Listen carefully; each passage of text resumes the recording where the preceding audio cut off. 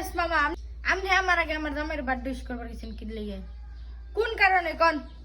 এখন আমার জামাই প্রতিনিয়ত খোঁড়া দেয়, পারভেজ মামা আমার আগে উইশ করছে, তুমি আমার বার্থডে উইশ করা পারো নাই।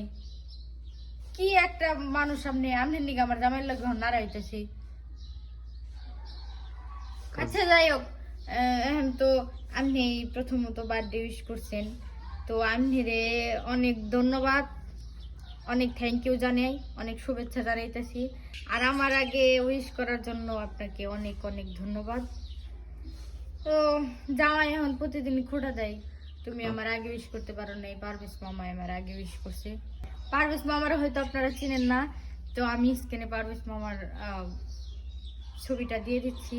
অবশ্যই আপনারা চিনেন, আসলে বুঝতে পারতেছেন না যে আমরা কার কথা বলছি। তো স্ক্রিনে ছবি দেওয়া আছে, সবাই দেখে চিনে নিন। পারভেজ মামা আপনাকে অনেক ধন্যবাদ, তার আমগবিতে দাওয়াত রইল আমনের আইন। পারভেজ মামার সাথে যে রাগারাগিটা করলাম, আসলে এটা একটা মজা ছিল। তো পারভেজ মামা কিন্তু অনেক ভালো, আলহামদুলিল্লাহ। আমরা তার সাথে চলাফেরাও করেছি, অনেক জায়গায় গেছি। তো ওনার সম্পর্কে যতই বলবো ততই কম।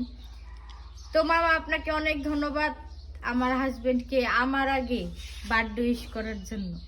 থ্যাংক ইউ, ভালো থাকবেন।